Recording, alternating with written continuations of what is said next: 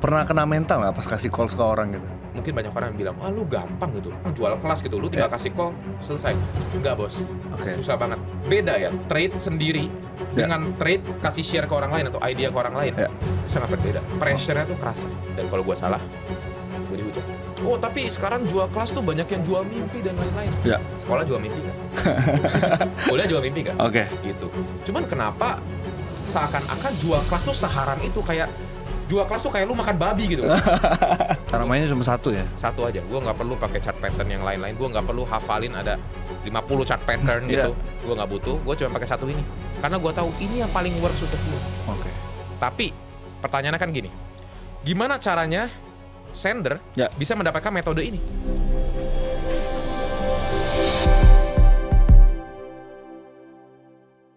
Halo guys, sebelum lanjut, gue cuma mau ucapin terima kasih udah klik video ini dan memberikan banyak sekali komentar positif di channel ini. Kita berharap Behind the Blocks bisa memberikan banyak sekali manfaat buat teman-teman. Tapi jujur, kita masih ngeliat teman-teman belum subscribe.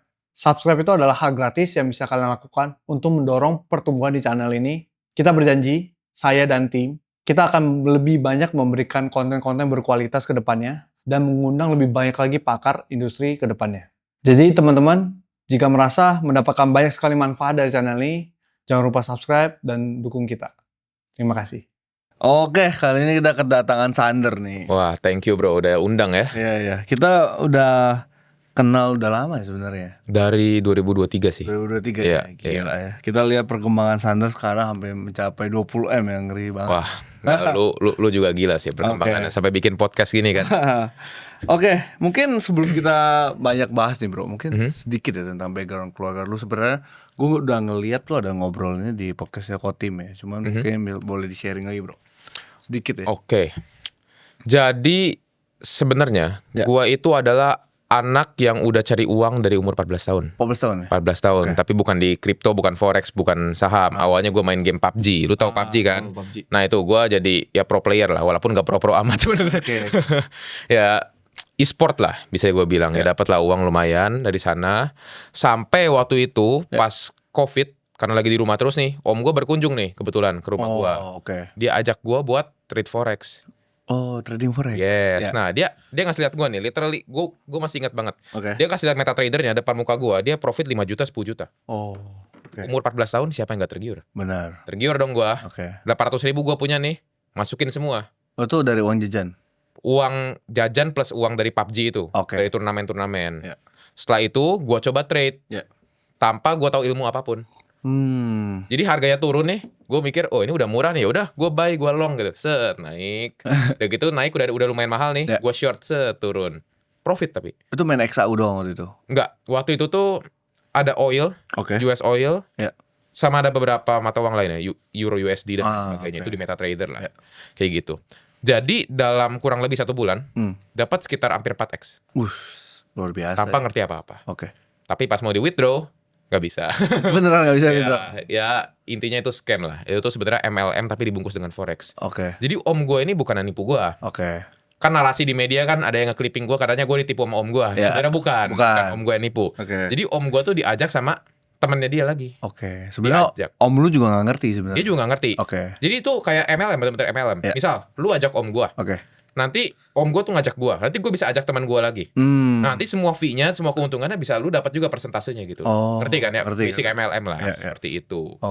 Ya awal-awal sih seperti itu ya, cara itu masuk financial market. Berarti awal-awal lu kenal financial market lewat forex ya? Forex, MLM lebih tepatnya. Nah habis itu kalau ke kripto sendiri, apakah lu lewat saham atau lu langsung gue akan pilih industri kripto gitu? Nah, waktu itu karena COVID tuh ramenya saham. Gue tuh banyak banget ya terinspirasi dari beberapa influencer. Michael Yo, dulu tuh ada Om Ben Trader. Siapa lagi? Bekti Sutikna, dia scalpers ya. Terus kayak gitu ada juga Ellen May dan lain sebagainya. Timothy juga gue nemu di TikTok, dia masih bocah waktu itu. Dia masih pakai tangan buntung warna ungu. Waktu itu dia bahas saham dan lain sebagainya. Gue tertarik karena emang lagi rame. Gue tertarik, gue banyak belajar. Gue belajar dari YouTube-nya, dari Instagram influencer itu dan lain sebagainya. Saham, ya gue udah mulai ngerti. Technical analysis seperti apa, hitung foreign flow seperti apa, block zoom dan lain sebagainya, P ratio dan lain-lain. Gue udah ngerti. Technical tuh gue udah lumayan oke lah. Walaupun gak jago-jago banget.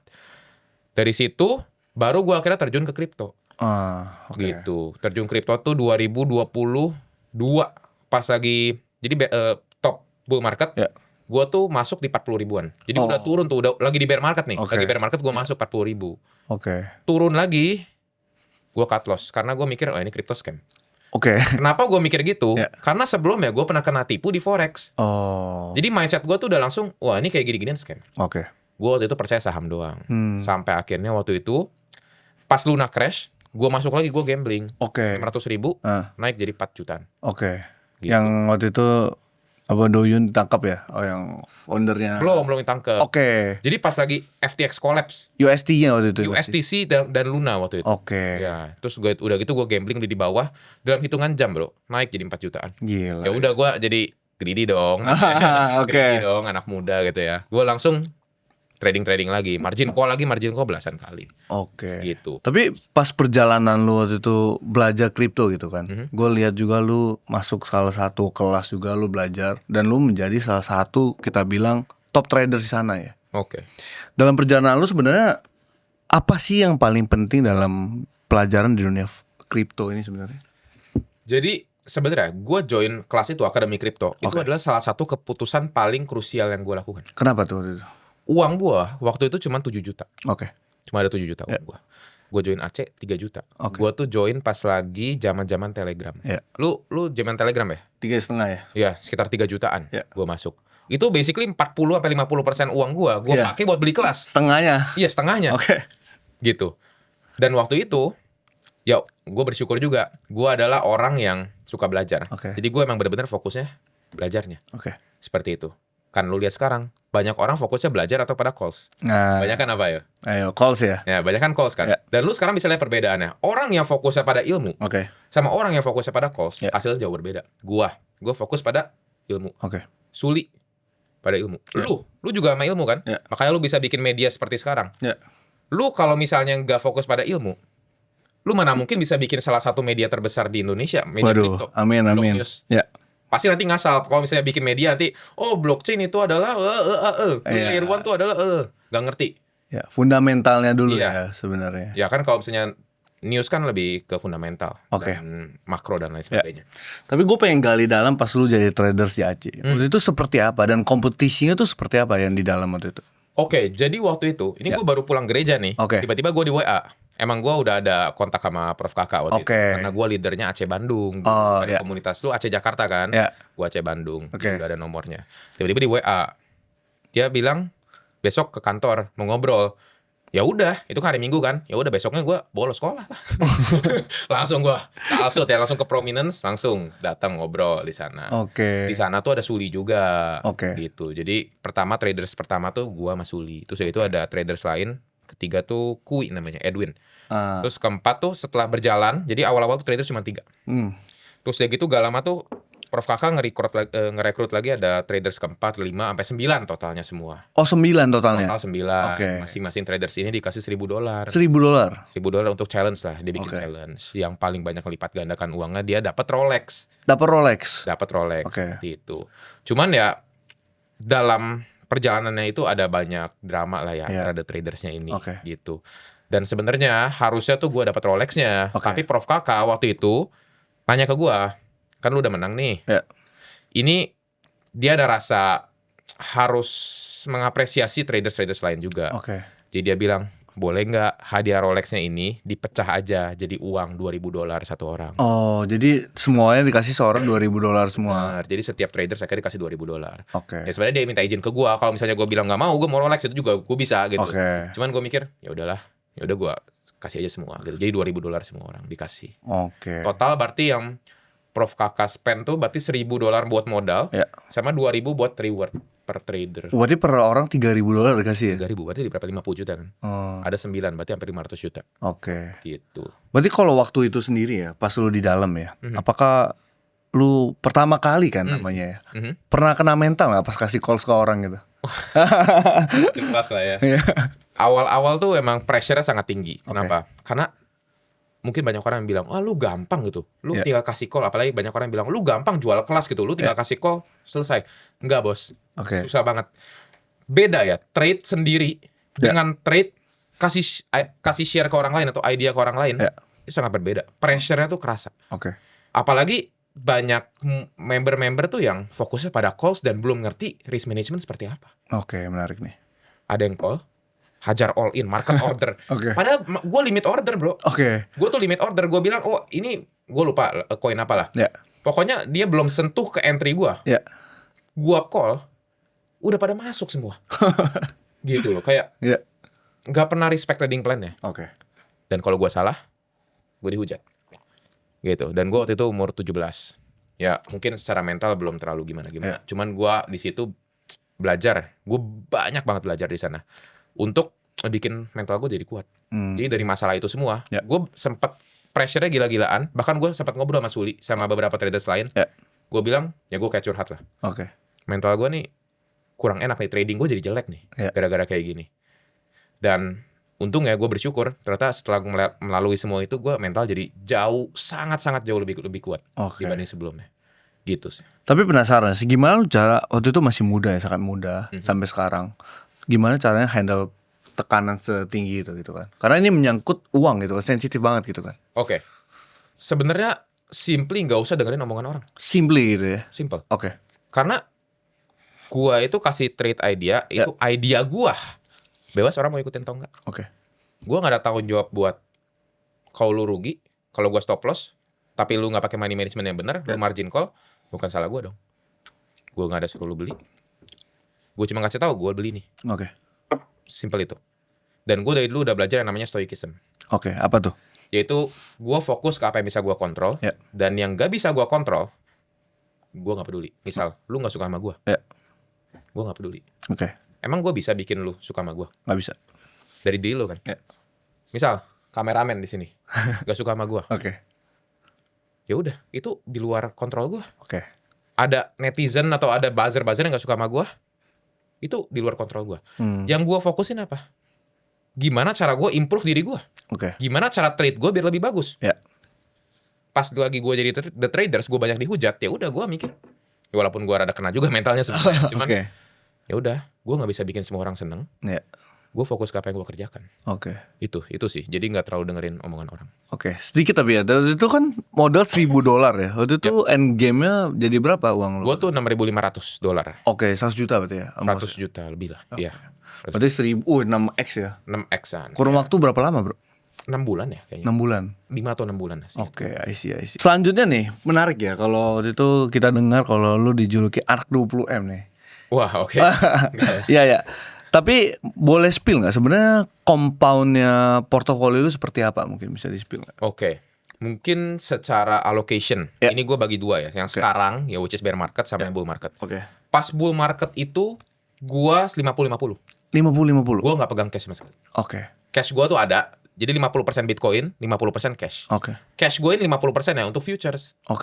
Futures gue risk per trade-nya 3%. Risk per trade-nya 3%. Jadi banyak yang keliru nih. 3% risk per trade itu banyak orang yang bilang, oh kalau risk per trade 3% berarti gue masuk 3% ke sebuah posisi. Itu yang sangat-sangat keliru. Gak seperti itu. Kita tuh kalau trade, kita tuh gak tahu kita entry-nya harus berapa.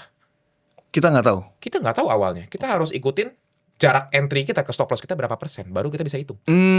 Yang penting, risk per trade 3% itu, kalau lu kena stop loss, lu minus 3% dari total porto futures lu. Berarti kalau perbandingan 1:3, lossnya 3%, menangnya 9 berarti? 9%. Nah, makanya kenapa gue compound porto gue cepet. Gue sekali menang trade, porto futures gue naik 9% bro. Iya, 9%? 9% sekali gue menang. Gitu. Karena risk to reward gue kan biasa 1:3 gitu pas lagi bull market ya gitu. Kalau bear market sekarang, gue jauh lebih konservatif. Gue 90% spot, 10%-nya future.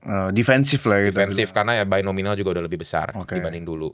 Dan ini gue pakai risk per trade-nya 1% sekarang. 1%. Karena opportunity dan juga setup yang menarik di bear market tuh sangat sedikit.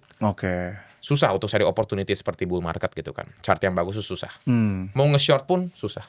Gitu. Jadi gue turunin risk per trade jadi 1%. Dan juga gue cuma pakai 10% dari duit gue. Gitu. 10% dari total semua. 90% spot, 10%-nya futures gitu. Nah, dari spotnya ini mungkin gue kasih lihat boleh. Porto spot gue. Nah, bentar ya. Nah ini bro, ini currently nih porto gue sekarang Ya. 50,7% USDT. Bitcoin 45%. Ya. Ini VVV itu Venice AI namanya. Ini coin AI, ini gue udah naik 3x lebih. 3x lebih. Sama Aster nih 0,6%. Itu cuma buat iseng-iseng aja. Gitu. Itu spot gue. Sekarang ya. Futuresnya ada lagi. Cuman 10% doang gitu. Berarti kalau lu sekarang nih di bear market nih, apakah sebenarnya ada perbedaan ketika kita di bull sama di bear, dan seperti apa lu beradaptasinya sebenarnya? Nah itu salah satunya tadi udah gue bilang.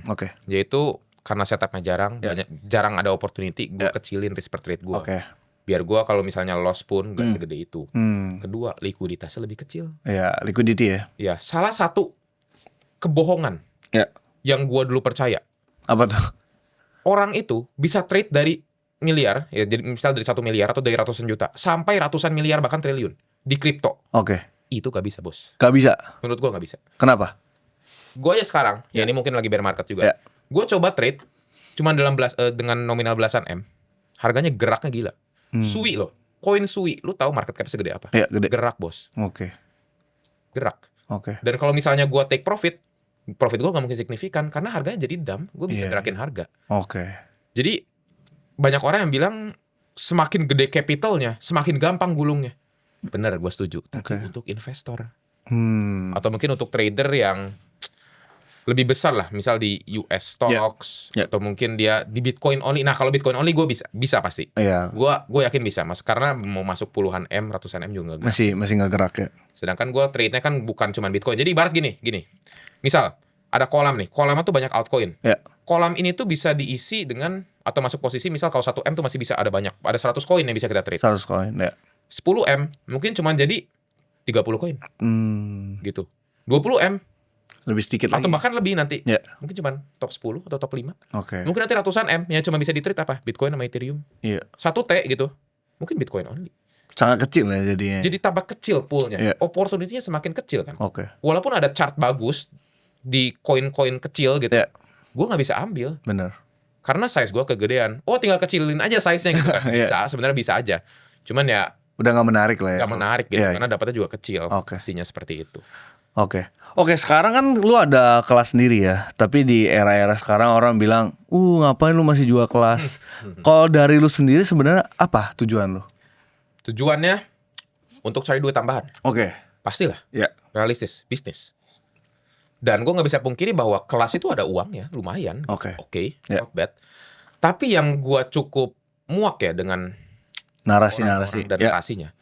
Wah, lu ngapain sih jual kelas? Lu kalau kaya ngapain jual kelas? Selama gue bisa menguntungkan diri gue sendiri dari uang dapat dari kelasnya, gue bisa menguntungkan orang lain. Bener. Kenapa enggak? Lu sekarang media, ada brand nih misal, salah satu exchange misal, mau endorse ke lu dapat duit, lu diuntungkan kan? Exchange-nya diuntungkan kan? Yang bayar. Audiens lu diuntungkan. Karena audiens lu misal ada yang lagi nyari exchange. Exchange apa yang bagus? Nah, lu promosiin. Benar. Selama menguntungkan semua, why not gitu. Tapi sekarang jual kelas tuh banyak yang jual mimpi dan lain-lain. Sekolah jual mimpi nggak?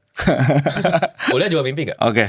Sekarang gue tanya, sekolah jual mimpinya apa? Ini sekolah akreditasi A, ini lu bisa ke perguruan tinggi negeri, UI dan lain sebagainya. Nanti pas kuliah juga sama. Lu kalau misalnya dapat gelar ini, gelar sarjana ekonomi, sarjana hukum dan lain-lain, lu bisa jadi lawyer ini, lu bisa kerja di consultant firm dan lain-lain. Jadi sukses, intinya jadi sukses. Jual mimpi nggak? Jual mimpi. Tapi nggak semua orang bisa kan? Gitu.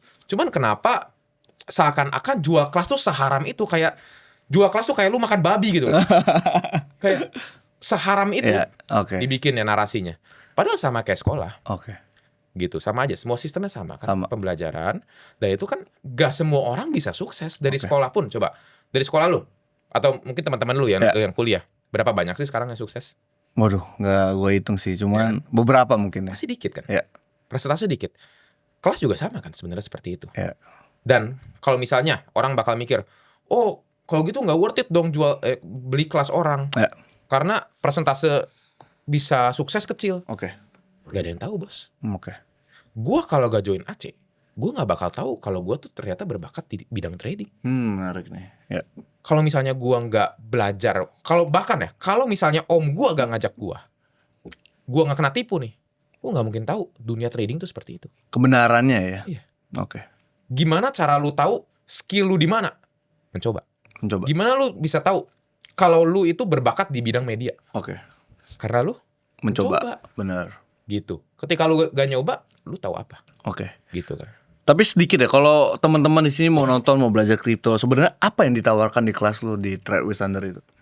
Sebenarnya gua itu karena gua pribadi itu orang yang suka belajar dengan bahasa yang simple Oke. dan juga to the point. Ya. Jadi gua pribadi bikin pembelajaran, bikin modul pembelajaran, video pembelajaran ya. Itu gua selalu langsung teori, praktek. Oke. Wah, paling video cuma 5-10 menit. Oke. Kan banyak tuh modul yang kayak bisa 30 menit, 40 menit. Ya. Bosen bos, gue juga bosen gitu loh. Jadi gue bikin paling 5 menit ya. Paling prakteknya lebih banyak bahkan. Oke. Teori paling 3 menit, Ya. praktek 5 menit. Oke. Gitu terus. Semua modul kayak gitu dan gue selalu pakai bahasa yang simple. Kenapa gue pakai bahasa simple? Ya. Karena gue bego. Oke, maksudnya Gue gimana? bego, gue gak bisa menjelaskan hal yang rumit. Makanya gue selalu ngomong pakai bahasa yang simple. Oke. Bukan biar kalian jadi lebih mengerti, enggak. Karena gue gak bisa. Oh, gitu. Gue gak bisa menjelaskan hal yang rumit. Oke. Makanya bahasa gue simple banget dan to the point. Ya. Tapi kebetulan puji Tuhan banyak orang yang malah suka gitu. Itu mungkin salah satu ini ya yang bisa ditawarkan ya seperti itu. Sama paling gue nggak mau lah ada orang yang masuk ke kelas gue cuma pengen calls. Oke. Calls atau analisa tuh bonus menurut gue bro. Bonus ya? Bonus. Ya. Sisanya apa? Informasi dan juga komunitas dan juga gue ada live. Ada live. Gue live Discord Ya. ya di member Discordnya itu seminggu 3 kali. Wow, lumayan sering ya. Seminggu 3 kali. Ya. Dan gue pun, kalau lu bisa lihat, kenapa gue itu sering banget live. Kenapa tuh? Awalnya, Ya. biar kelas lebih laku awalnya. Oke. Kenapa gue bikin YouTube awalnya? Ya. Kenapa gue sering bikin YouTube awalnya? Oke. Biar branding gue naik. Oke. Awalnya seperti itu. Ya. Tapi pas gue jalanin, ternyata gue enjoy bro. Suka ya? Gue tiba-tiba enjoy. Oke. Ternyata seru loh ngajarin orang. Hmm. Makanya kalau kalian lihat ya, reels gue nggak pernah sehari pun bolong upload bro. Oke. Sehari, gue upload setiap kali 3 atau 4 reels. 3-4 ya? 3 sehari loh. Oke. Sehari 3-4 reels. Gak pernah bolong. Oke, itu bahas apa aja bro? Bahas market ya? Mostly market ya berarti? Market, mindset, tentang ekonomi, keuangan, kripto, ya seputar itulah. Dan juga kalau lu perhatiin, Ya. gue gak tau lu nonton YouTube gue atau enggak, cuman seminggu tuh gue pasti upload 2-3 kali. Ya, ya. Sekarang pertanyaan gue, ada gak influencer kripto yang upload YouTube seminggu 3 kali? Terus ya gitu upload reels, Ya. 1 hari 4 reels. 4 reels ya? Ada gak? Coba tanya, ini nanti Nah, kolom ada nggak? komen ya, ada nggak ya? Biar Kenapa? netizen yang nilai ya? Iya. Oke. Kenapa gue lakuin itu? Karena kebetulan gue suka. Oke. Gue jadi kayak menemukan passion baru gue. Apalagi kalau misalnya gue lagi live di YouTube ya, Ya. ada komen-komen yang lucu gitu loh. Oke. Komen-komen lucu. Kayak, wah bang, coba analisa XRP, gue baru all in XRP jual rumah. Gue baru all in uni dari duit motor gadai bapak gue. Oke. Ada yang gue all in koin apa gitu. Dari jual iPhone 13 punya teman gue. Oke. Gue masih inget sampai sekarang nama orangnya. Ada Timothy Elevate sama Kimura Joki tuh. Gue inget banget tuh. Masih ingat ya? Selalu dia, aduh, Muncul. ya komen-komennya seperti itu, anomali semua. Anomali. Tapi itu menghibur bro. Oke. Karena yang gue rasakan Ya. ya gue lumayan sepi sih bro. Karena gue di apart sendiri Oke. dan gue jarang ngobrol. Ya. Tapi ketika gue benar-benar interact dengan murid-murid gue, Ya. dengan viewers live YouTube gue, Oke. gue serasa ini gue ada teman ngobrol nih. Walaupun ya kadang pertanyaannya kayak gitu, tapi enjoy. Gue jadi terhibur. Gue jadi kayak serasa ya gue ngobrol sama orang gitu. Karena emang sehari-hari gue selalu di apart. Ya. Gue nggak pernah keluar rumah. Keluar apart maksudnya. Gue kalau keluar tuh cuma nge-gym doang. Nge-gym doang ya? Gue literally nge-gym. Oh nggak ke podcast? ya ke podcast kayak gini. Ya. Kalau enggak, kadang kalau gue kan gue di Alsut ya. Oke. Gue ke Living World makan sendiri pulang. Jadi gak ada siapapun yang bisa gue ajak ngobrol. Oke. Gitu. Jadi gue konsul ini kesannya kayak menyedihkan banget ya. Gue kadang kalau saya ngobrol jadinya, gue ngobrol sama Cloud AI bro. Oh, cloud Gue ya? ngobrol, tapi gue ngobrol tuh gue diskusi. Ini Oke. gue brainstorm lah. Ya. Ya gitu lah. Dan juga ya gue jadi enjoy aja karena kondisi gue seperti itu juga. Oke, gue udah ngeliat lu perjalanan lu sampai sekarang karena trader. Tapi apakah sebenarnya semua orang tuh bisa trading, bro? Gue tanya balik lo. Apakah semua orang bisa jadi ilmuwan? Nggak bisa, Apakah semua orang bisa jadi dokter? nggak bisa. Sama kayak trader. Oke. semua orang itu apakah bisa jadi trader? Tidak. Oke. Karena gak bisa kita pungkiri, trader itu adalah pekerjaan atau profesi yang membutuhkan intelektual atau otak. Oke. Gue nggak bilang di sini lu bodoh atau kalian bodoh, enggak. Ya. Tapi kebetulan otak gue mampu nih untuk Oke. trading. Oke. Belum tentu otak kalian. Oke. Tapi ada orang juga yang mampu untuk jadi ilmuwan yang hebat. Albert Einstein. Ya. Kalau ditanya gue bisa jadi ilmuwan nggak? Mungkin nggak bisa. Gue nggak sepintar Albert Einstein, bro. Gue nggak sepintar Nikola Tesla. Ya. Gue bisa nggak bikin perusahaan yang sebesar kayak SpaceX gitu, kayak Elon Musk? Elon Musk. Enggak, bro. Oke. Gitu loh. Jadi bukan gue pesimis di sini, tapi gue realistis dengan cara gue tahu kapabilitas otak gue tuh di mana. Oke. Gitu. Tapi cara taunya gimana? Ya baik lagi tadi gue bilang mencoba. Gitu. Pasti harus mencoba. Gimana lu tahu kalau misalnya lu itu berbakat bikin podcast seperti ini? Oke. Karena Mencoba lu, ya. karena lu coba bikin podcast kan? Ya. Dan ternyata wah, bintang tamunya keren, bro. Bayangin ini. Gue pertama kali nonton dia ya. Tamu pertamanya Andri Hakim, bro. Oh gitu ya. Bisa undang Oscar, Pak Oke, Oscar, ya. undang Pak Gema. Wah, banyak banget, bro. Undang Sander ya. Oh iya, undang gue ya. Tapi gue mah kecil lah dibanding mereka. Oke, selanjutnya bro. Sebenarnya kalau di dunia trading sendiri ya, apa sebenarnya kepahitan atau kebohongan yang orang trader tuh nggak mau orang tahu gitu? Pertama, tadi udah gue jawab sebenarnya. Trader tuh gak bakal bisa bikin lu ke ratusan miliar bahkan triliun. Oke. Kalau di industri kripto. Ya. Bisa, tapi susah lama banget pasti. Oke.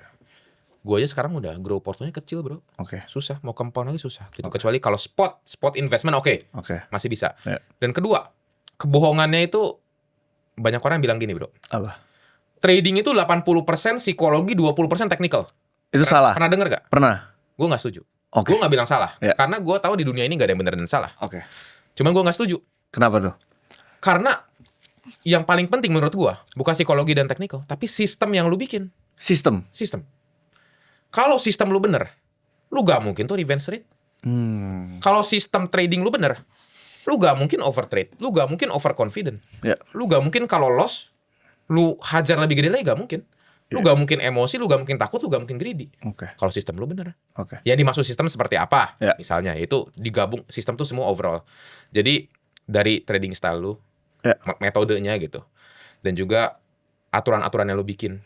Misal, gua kalau misalnya trading risk per trade-nya cuma boleh 1% gitu Oke. misalnya. Itu harus lu patuh. Lu harus patuh sama ini.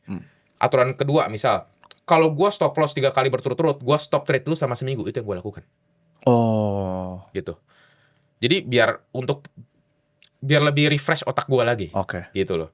Selanjutnya misal, gua ini portfolio allocation-nya misal kayak gua tadi pas bull market 50% spot, 50% futures. Ya. Kalau misalnya futures gua lagi loss, gua ambil dikit dari spot. Itu kan gak bisa kayak gitu. Oke. Itu lu gak ikutin sistem, gak ikutin aturan gitu. Nah tadi gue sempat singgung yang namanya metode trading gua. Ini gue mau share metode Boleh. trading gua tuh namanya SDM. SDM. Ya, bukan sumber daya manusia ya. Oke, apa itu? Tapi namanya supply demand multi time frame analysis. Oke. Seperti itu. Ini gua boleh praktek di sini. Boleh, ya? kita Oke. coba aja langsung. Oke. Oke, ini udah kelihatan nih bro. Mungkin boleh di-sharing Nah, seperti apa ya? Ya, jadi simple sebenarnya. Tadi ada gue singgung multi time frame analysis. Ya, SDM. Jadi multi time frame analysis itu apa? Jadi kita analisa berdasarkan multiple time frame atau time frame yang berbeda-beda. Oke. Biasanya gue itu selalu lihat di daily time frame dulu. Gue cuma lihat ini trennya lagi naik atau turun. Oh, oke. Kalau kita lihat kayak gini nih sekarang, ini cenderung lagi naik kan sebenarnya. Ya. Lagi naik, tetapi ya ini kalau gue lihat di sini nih kelihatannya sih bakal turun. Ada reversal ya? Ada potensi reversal. Oke. Udah gitu gue turun. Di sini gue gak tandain support resisten apapun itu. Oke. Nah di 4 hour baru gue tandain. Di sini gue baru tandain support di mana, resisten di mana, gitu. Ini adalah support nih, ya kan? Area sebelah sini support kan? Oke. Simple. Resisten terdekatnya di mana? Resisten terdekat di sebelah sini. Ya. Ya. Ini basic breakdown. Nanti ada potensi retest. Nah ada satu nih yang mungkin ini pattern ciri khas gue. Oke, apa Kan tuh? banyak orang pakai pattern kan double bottom. Double bottom ya. Gue tuh ada pattern gue sendiri, namanya deviation bro. Oke. Seperti ini. Set, ya. Jadi ketika, ini gue penjelasannya ya. Di sini ada supportnya tembus nih, ya. Oke, jebol ya. Ya jebol, harga Oke. turun, tapi harganya berhasil reclaim lagi naik ke atas. Ah, I see. Pas retest dan dia berhasil hold di area sebelah sini, gue hajar long Oh. dengan targetnya di resisten terdekat. Oke. Simple banget kan? Simple. Metode gue seperti ini dan ada buktinya. Nih, ini gue share Discord gue boleh ya? Boleh, boleh. Nih bro, contoh ya. Oke. Nih, gua ada long BNB. Ini kalau misalnya lu lihat nih sebelah sini, ya. Ini tuh deviate deviation pattern. Oh sama kayak tadi Ketika ya? harganya turun, reclaim lagi ke atas, dia turun, retest, sideways, gua long. Oke. Dan hasilnya ini nih, hit TP1 dan juga akhirnya full TP. Mana dia? Nah, nih, Oke. BNB full TP. Ya. Kedua, Popcat juga sama.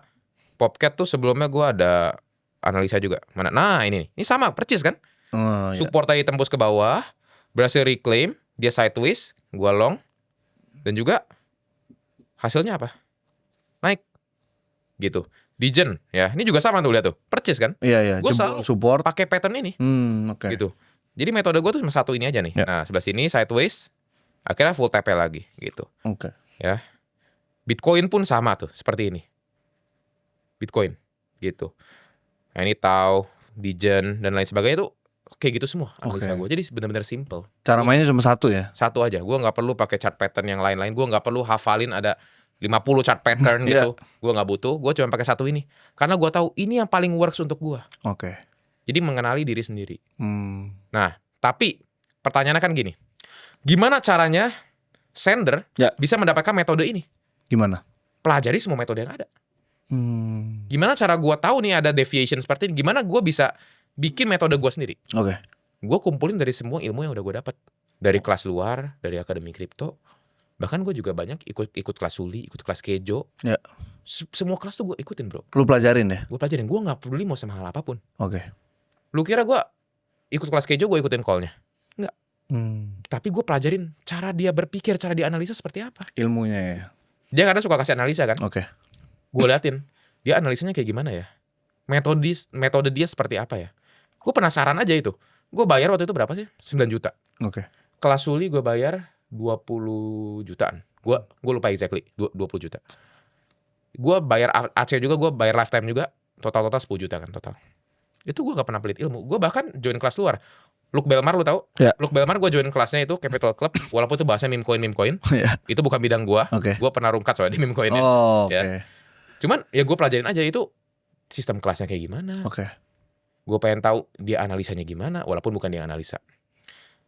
Punya Andrew Tate, The Real World, TRW. Itu gue banyak banget belajar dari sana bro. Ya. Cara dia bikin sistemnya, struktur kelasnya kayak gimana. Cara analisa dari profesor-profesor di sana. Kan ada 2 tuh profesor, Prof Adam, Prof Michael dan lain sebagainya. Itu gue pelajarin tuh analisa mereka gimana. Cara Prof Adam, kan Adam tuh di bagian investing. Yeah. Cara dia baca Sharpe ratio seperti apa, Sortino ratio seperti apa. Lain-lain gue pelajarin gitu. Oke.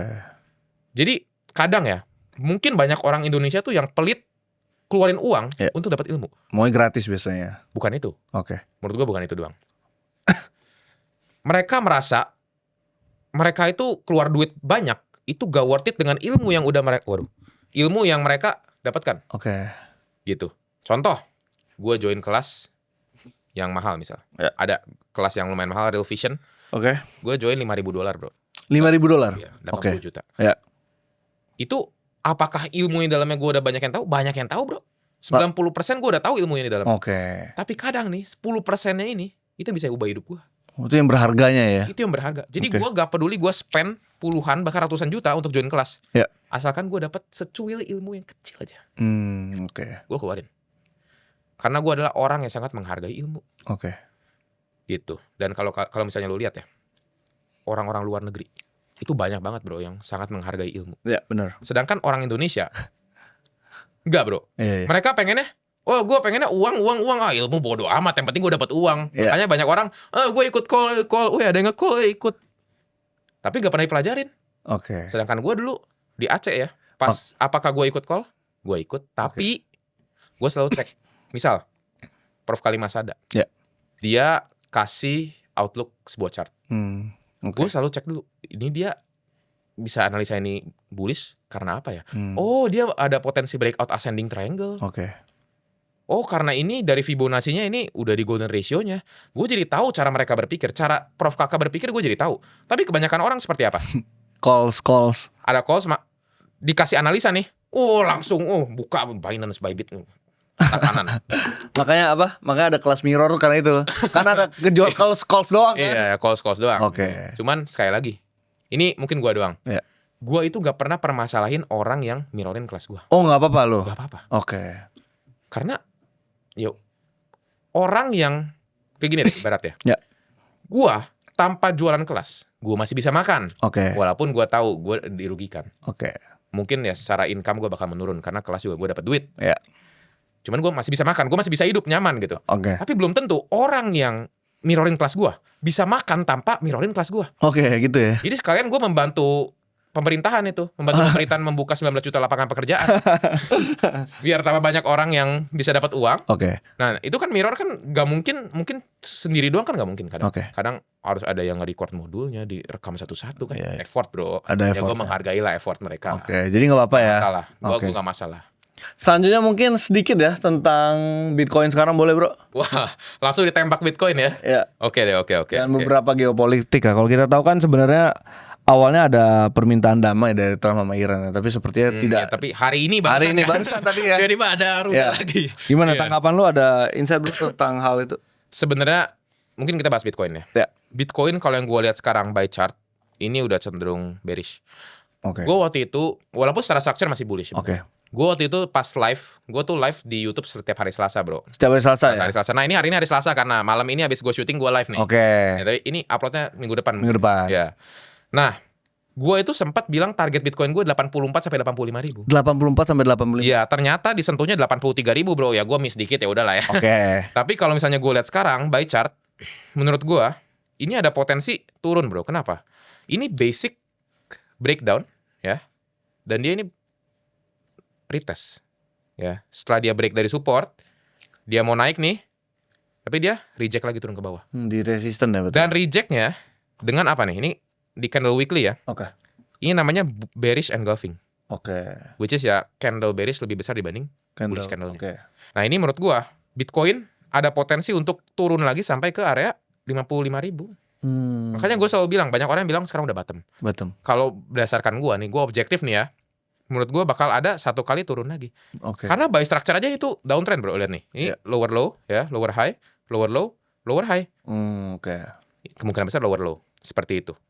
Dan juga bisa nggak gua salah? Gua bisa. Oke. Tapi gua itu masih bakal bearish ke Bitcoin selama Bitcoin itu belum nembus di atas 97 ribu. Karena 97 ribu ini kan titik high sebelumnya kan. Oke. Kita tahu lah ilmu market structure basic. Kalau misalnya dia udah ditembus high sebelumnya berarti change of character. Oke. Yang tadinya bearish jadi bullish seperti itu. Jadi kalau dari outlook gue sih seperti ini bro ya. Kemungkinan ya 50 ribuan gitu. Oke. Mungkin ya bukan 55 pas lah ya. Bisa jadi 58, bisa jadi 50. Ya pokoknya 50. Ranging segitu lah Menurut ya. gua range sekitar 55 ribu seperti Oke. itu bro. Biasa kalau Bitcoin kita nggak usah altcoin ya, karena kalau ngikut Bitcoin juga ya mostly. Kecuali Hyperliquid ya. Hyperliquid itu jujur gue ketinggalan. Oh gitu. Gue ketinggalan. Hyperliquid kita lihat chart ya. Ini tuh gue lihat chart Hyperliquid ini sebenarnya dia udah breakout dari resisten ya kan. Oke. Resisten yang cukup kuat nih. Kalau misalnya lu lihat ini tuh udah berkali-kali ya. Mencoba ditembus. Ini reject. Ya ini walaupun dia tembus ke atas, ini tuh deviation bro sebenarnya. Itu deviation kan. Set. Nah, sideways turun. Jadi ini tuh deviation kebalik sebenarnya. Ya kebalik ya. Ya kebalik. Dari Jadi yang deviation tadi. tuh bisa bullish dan bearish yang Oke. tadi gue bilang. Nah kalau sekarang gue lihat ya harus ya Hyperliquid itu ya mungkin bisa naik lagi. Tapi gue bakal beli Hyperliquid kalau misalnya dia udah ada retest ke area sebelah sini. Oh 50. Dia retest ke 50-an Ya. baru Oke. beli gitu. Baru menarik ya harganya. Ya, cuman ya gue masih ada posisi di Hyperliquid. Jadi itu Masih. kayak gini, uang yang gue dapat dari kelas gue itu di manage sama partner gue. Oke. Partner gue namanya Oswald. Dia tuh manage. Jadi ada porto seperti ini bro. Mana? Nah ini portfolio update. Jadi ini di update setiap hari bro. Oh setiap hari. Setiap hari. Oke. Nah ini kebetulan nih dia baru update nih tadi ya. Dia udah 100% cash USD. Oh ini buat. Oh bukan sorry. Ini oh ya benar. Berarti ini 100%. update spot ya kalau kita bilang. Spot. Jadi uang yang gue dapat dari kelas gak gue tarik, gue taruh di sini. Oke. Gue taruh untuk diputar lagi. Di compound ya. Benar. Dan dia ini pakai sistem ya. Gue juga nggak terlalu ngerti lah sistem dia. Oke. Trend following dan lain sebagainya. Ya. Ya ibarat kayak quant gitu lah ya. Oke. Gue nggak terlalu mendalami. Nah tapi untungnya dia itu masuk Hyperliquid di harga $51 bro. Oh udah. Jadi 20% ya. iya lebih 25%. 25%. Dia tuh take profit nih hari ini. Makanya tuh current holdingnya 100% cash Oke. USDT.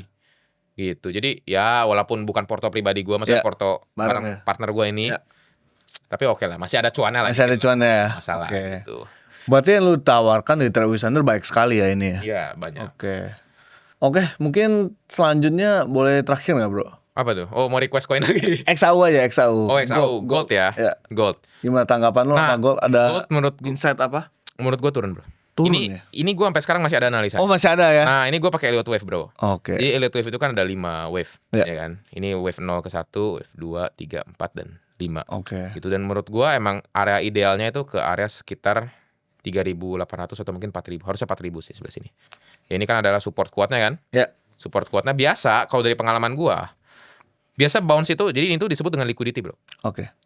Liquidity ini biasanya tuh bakal di sweep doang. Jadi ketika misalnya harganya nanti turun, ya ini mungkin bakal lama sih turunnya, bakal lama kayak gini. Tapi ketika nanti turun, set, nah baru dia bottoming. Oh. Gitu. Tapi low sebelumnya tuh bakal diambil dulu liquidity-nya seperti itu. Di week gitu. Iya, weeknya bakal diambil. Cuman menurut gue sih harusnya masih bakal turun untuk gold seperti itu. Kalau dari price action ya. Oke. Cuman gue nggak tahu kalau nanti tiba-tiba Trump mau perang lagi dan lain Iya, sebagainya, iya. gold tiba-tiba naik ya. Iya. Gak ada yang tahu. Oke, selanjutnya nih, gua ngelihat lu ada ngebahas tentang beasiswa Sander. Gua lihat itu beberapa video lu di Instagram. Sebenarnya apa ini beasiswa Sander? Beasiswa Sander tuh basically gua membantu anak-anak yang kurang mampu, yang nggak bisa bersekolah. Karena Ya. pas SMA tuh gua nggak punya banyak teman bro, karena gua dikira freak. Oh gitu. Kenapa? Karena gini, awal masuk SMA 1 Ya. ada pelajaran bahasa Inggris nih. Oke. Disuruh bahas tentang cita-cita.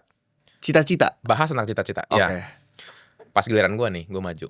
Gue cita-citanya simple, singkat, padat, dan jelas. Apa tuh? I want to have 1 billion rupiah before I'm 20. Oke. Sebelum gue ngomong before I'm 20, gue ngomong sih before 20, terus itu dia langsung ngomong. Guru gue langsung ngomong.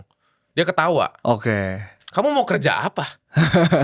Di bawah umur bawah 20 tahun mau punya 1 miliar. Oke. Teman-teman gue hampir satu kelas ketawa, tapi ada beberapa yang enggak sih. Oke. Nah itu, dikenal freak gara-gara itu. Oke. Dan waktu itu gue ada 3 teman. Satu temennya, ini gue sebutnya namanya Evan. Oke. Evan ini salah satu teman yang paling nyambung sebenarnya sama gue. Oke. Karena tadi gue bilang gue freak, mungkin gak nyambung sama yang lain. Ya. Evan ini nyambung sama gue. Dari humornya dan lain, pemikiran dan lain-lain. Nyambung. Tapi dia kena musibah bro. Apa tuh? Keluarganya ya bangkrut lah. Oke. Jadi dia udah nunggak uang sekolah. Itu hampir satu semester lebih. Itu pas lu kelas berapa? 1 SMA. Atau SMA. Oke. Itu 1 semester lebih bro. Ya. Dia nunggak. Akhirnya dia gak bisa bayar lagi nih. Raport udah disita dan lain-lain. Ditahan. Dan lain-lain. Dia akhirnya gak bisa lanjut sekolah. Putus sekolah. Putus sekolah. Dan itu salah satu, mungkin satu-satunya teman terdekat gua. Oke. Lu bayangin.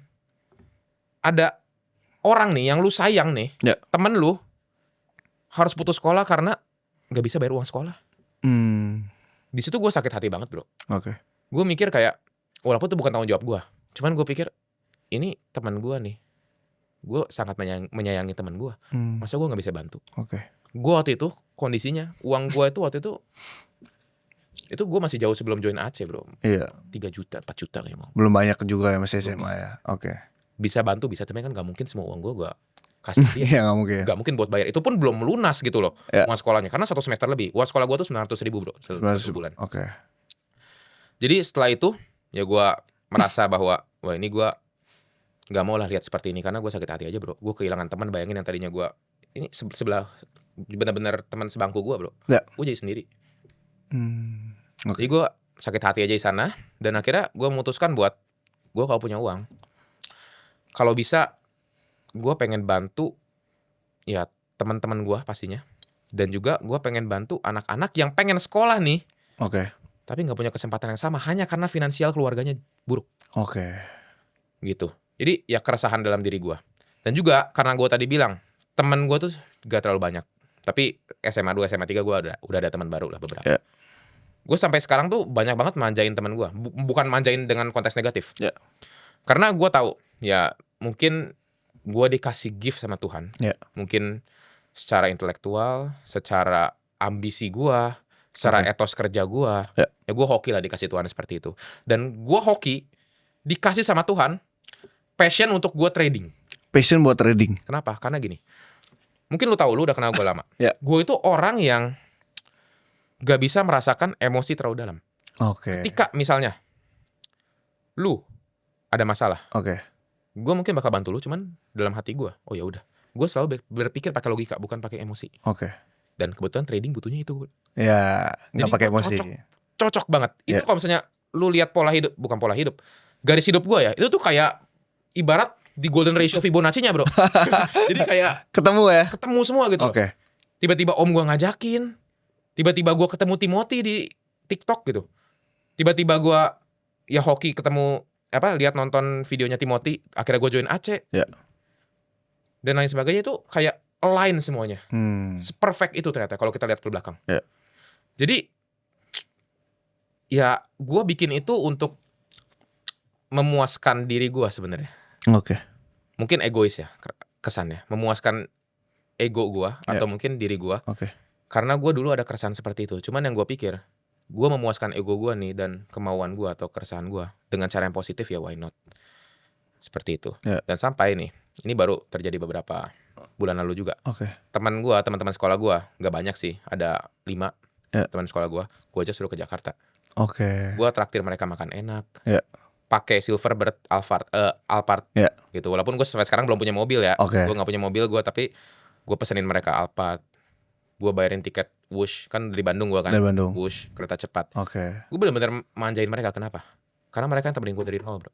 Dari nol ya? Mereka yang benar-benar mau temenan sama gue dari nol. Gue sampai sekarang pun, gue nggak tahu ya. Mungkin ada orang yang mau temenan sama gue dan lain-lain.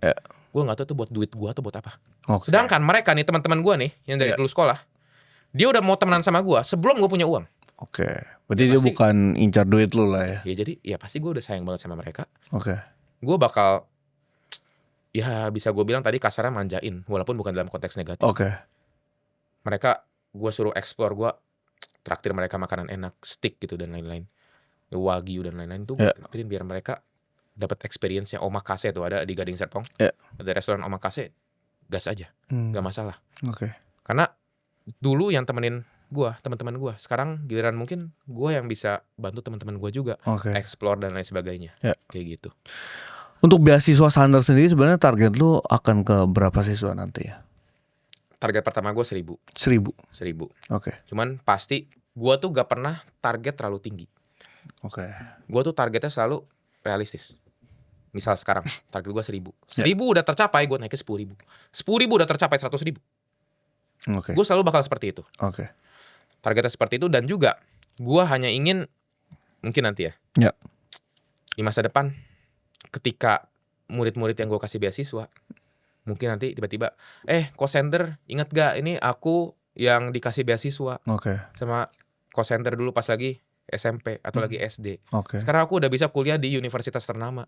Sekarang aku udah bisa kerja di salah satu consultant firm terbesar di Indonesia. Itu gue seneng banget bro, pasti bro. Seneng banget ya? Gue pasti bangga bro. Gue merasa bahwa hidup gue tuh ada dampaknya. Karena dulu gue itu selalu mikirnya apa? Gue pengen punya $1 billion selama gue hidup. Walaupun target gue tadi kan awal 1 miliar rupiah sebelum 20 tahun. Tapi selama gue hidup, gue pengen punya $1 billion. 1 billion ya? Dulu tuh masih 15.000. Berarti 15 T. Sekarang udah 17,7 T. Ya gak masalah. Gue pengen itu. Tapi gue gak tahu, gue dari dulu ngincernya uangnya. Tapi ketika gue udah mencapai di uang gue sekarang, gue udah merasa, buat apa lagi ya uangnya? Karena kondisi gue sekarang ya, karena gue gak beli mobil, gue gak perlu mewah-mewah juga ya. Bahkan nih bro, lu tau baju gue berapa nih? Berapa tuh? Tebak. 300.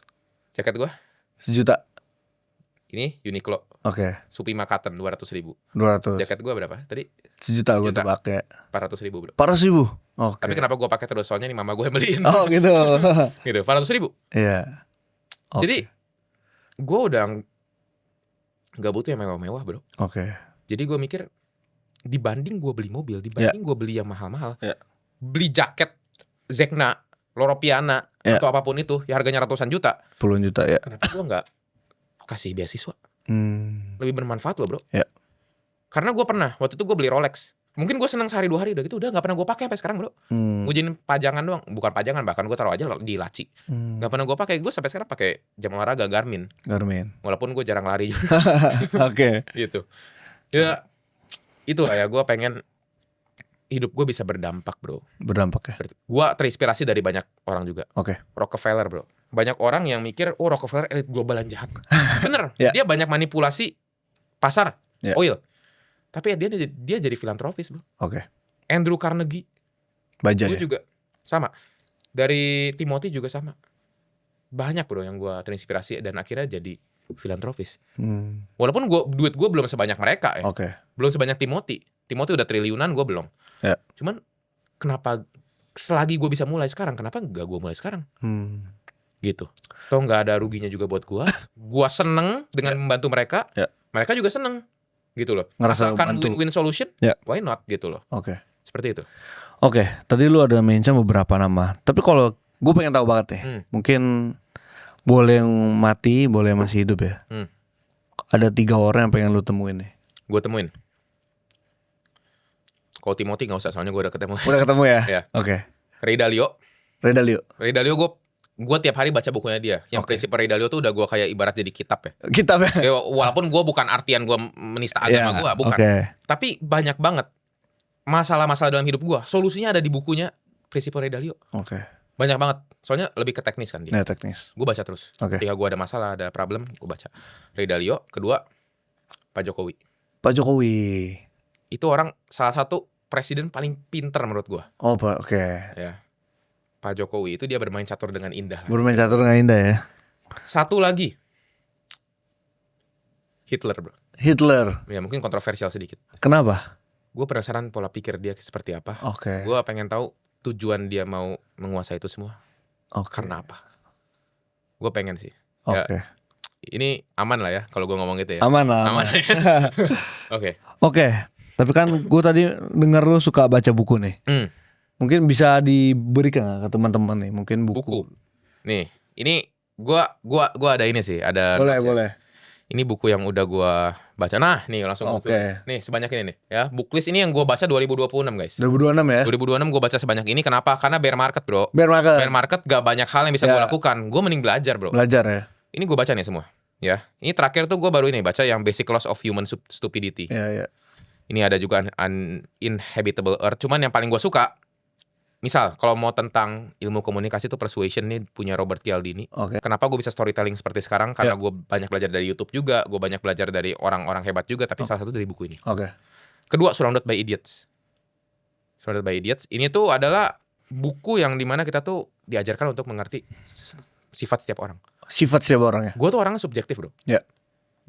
Kalau misalnya lu tahu, di saat gue SMA, ada orang nih ya, atau teman gue atau guru gue yang gak setuju sama gue bakal debatin sampai dia harus setuju sama gue. Gue orangnya subjektif. Tapi setelah gue banyak belajar dari buku ini juga, setiap orang tuh beda-beda bro. Jadi ada warna-warnanya setiap manusia. Ada warna merah, ada warna kuning, warna biru, sama warna hijau. Lu tuh warna kuning, gue tahu. Lu tuh warna kuning, lu tuh orang yang friendly, lu orang yang bisa berbaur dengan semua orang. Lu orang yang ceria, bisa mencairkan suasana dan lain-lain. Dan itu ada kelemahannya, ada kelebihannya, dan gimana cara treat orang seperti itu. Gua orang merah. Apa tuh? Gue gak terlalu banyak mikir, gue hajar. Gue cepet pokoknya. Hajar. Ada juga orang biru. Orang biru mungkin seperti Prof Kakak. Detail oriented. Lebih kalem.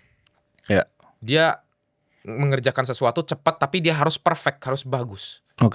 Sedangkan gue nggak perlu perfect. Bodoh amat, gue hajar. Paling gue banyak jatuh aja. Gue tuh orangnya gitu bro. Banyak banget jatuh bangun. Karena gue ya udah, gue gak usah banyak mikir, gue hajar. Maju. Misalnya tabrak truk gitu, jatuh. Maju lagi, jatuh lagi. Maju lagi, jatuh lagi. Gitu terus. Kalau hijau adalah, hijau tuh warna paling banyak yang ada di dunia ini. Paling banyak. Orang yang paling pengen cari aman. Yang gak terlalu berani ambil resiko. Dia tuh bisa, ibarat ya kalau di Mobile Legends ya, itu role-nya support bro. Iya, role-nya support. Jadi setelah gue pelajari itu semua, gue bisa memahami setiap orang cara treatnya seperti apa. Karena kan tadi gue bilang, gue tuh bahkan ya, gue dulu, gue tuh gak bisa paham. Lu marah sama gue, dari muka lu tuh udah kelihatan marah. Gue tuh gak ngerti kalau lu marah.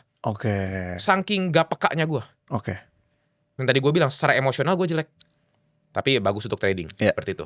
Yang tadi udah gue sebut, ada prinsip Ray Dalio. Ini Dog Cold Money, ini sebenarnya biasa aja sih. Cuman itu kayak tentang uang, buku tentang uang, cuman dibungkus pakai cerita anak-anak. Tapi kalau top 2 lah mungkin. Top 2. Kalau kita bahas satu-satu Iya, benar juga. Yang paling gue suka, prinsip Ray Dalio tadi udah ya, gak usah ya. Surrounded by Idiots, sama Ikigai gue suka sih. Ikigai ya? Ikigai. Ikigai gue suka. 1% lebih baik ya setiap hari ya?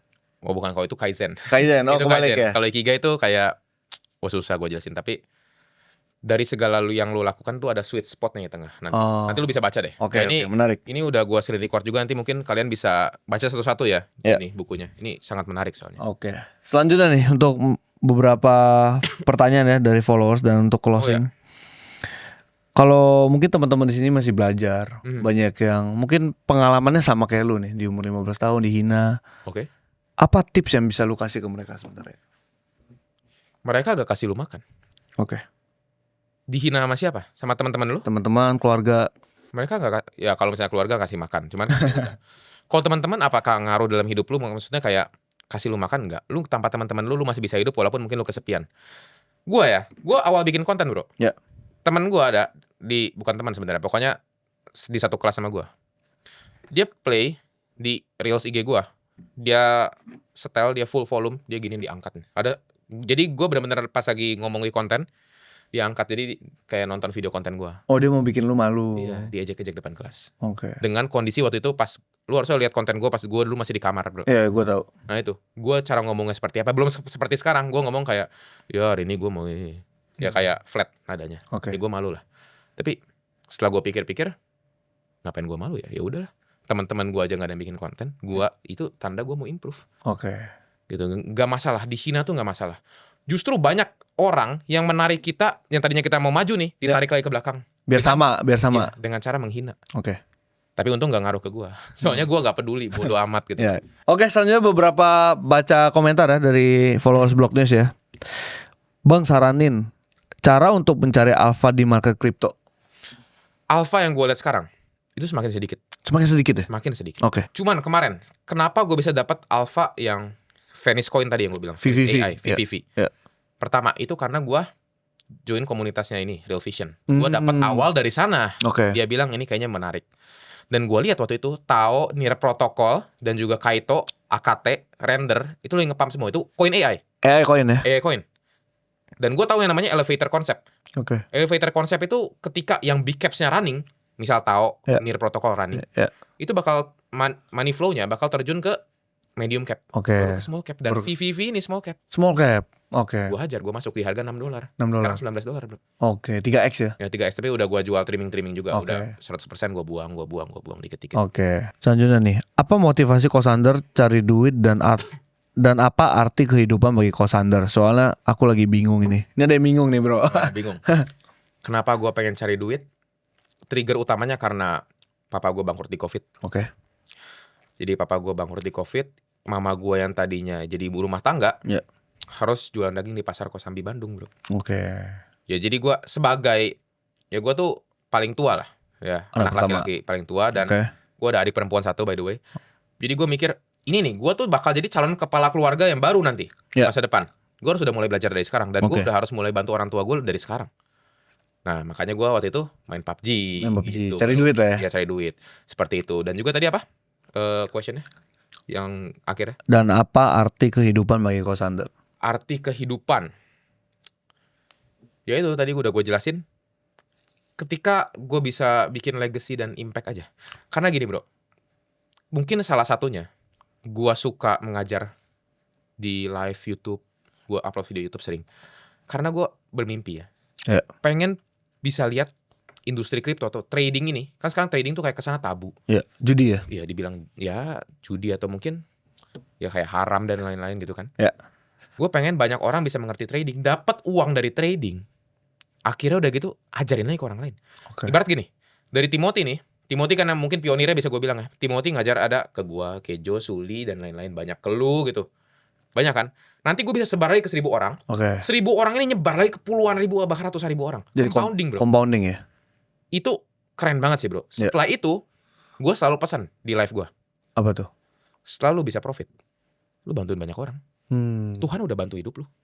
Gua nih, gua bukan sok gimana-gimana ya. Gua udah kasih ilmu ke kalian lewat YouTube. Gua udah bantu hidup kalian. Gua cuma pesan satu, lu gak usah kasih gua duit, gak usah. Ketika lu sukses, lu bantu banyak orang lagi. Bantu orang lagi ya? Bantu orang lagi.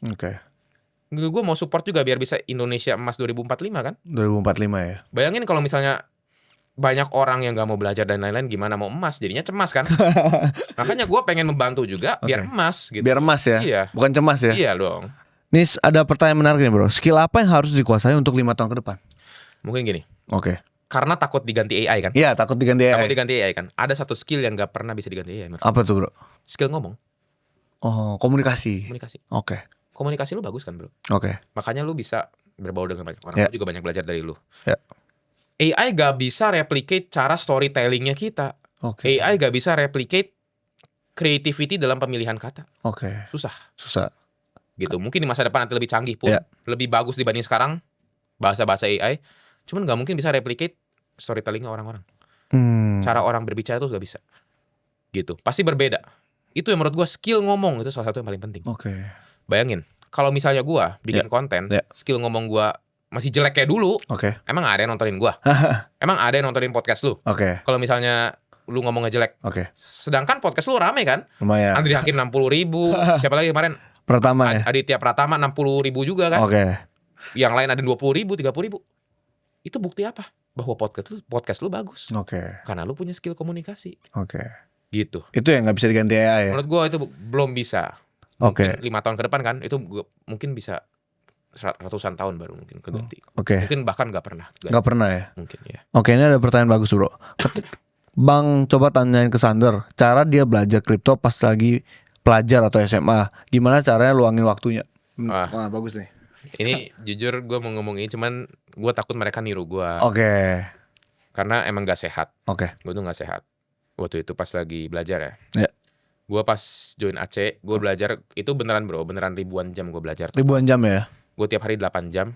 Pas sekolah loh, lu bayangin, gue sekolah jam 7 sampai jam 3. Jam 3. Udah gitu gue ada nge-gym bentar, sejam paling. Gue pulang ya paling jam 4 lebih lah, setengah 5. Ya. Gue nonton 8 jam bahkan. Bisa begadang belum sampai jam 1, jam 2. Setiap hari gitu terus ya? Tiap hari gak pernah stop. Besoknya bangun jam setengah 5. Oke. Setengah 6. Setengah 6. Jadi gue tidur paling 5 jam, 4 jam. Oke.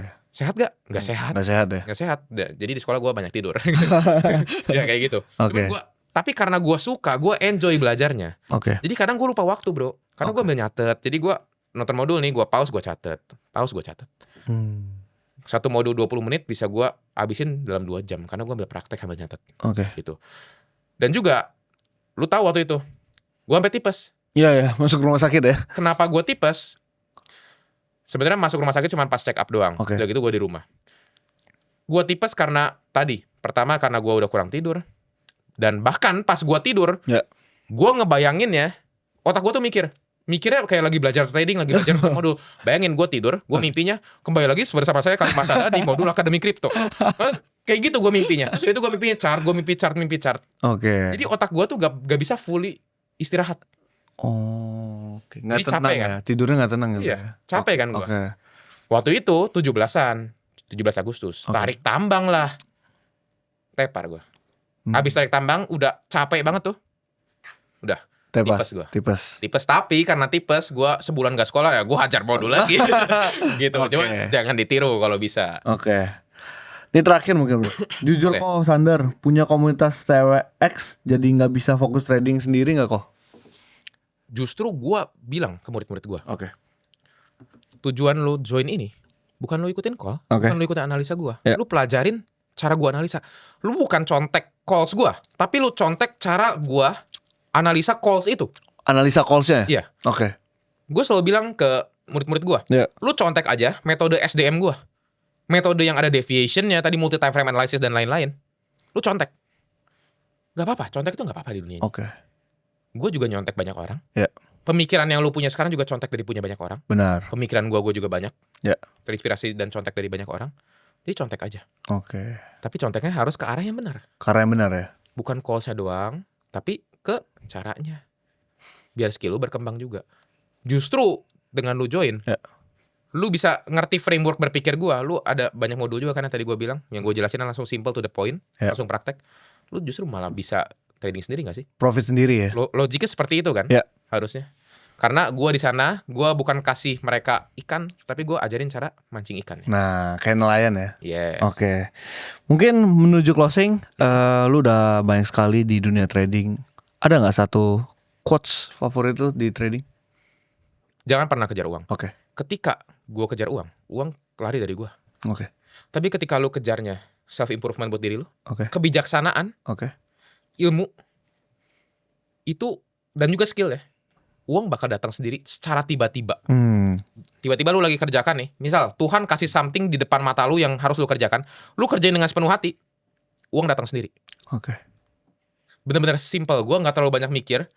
Gue mikir, oh ya udah next gue mau apa. Gue nggak pernah mikir kayak sampai wah puluhan tahun ke depan cara gue bikin jadi hedge fund dan lain-lain. Oke. Gue punya mimpi kayak gitu. Oke. Cuman gue nggak tahu caranya gimana karena jalannya belum kebuka.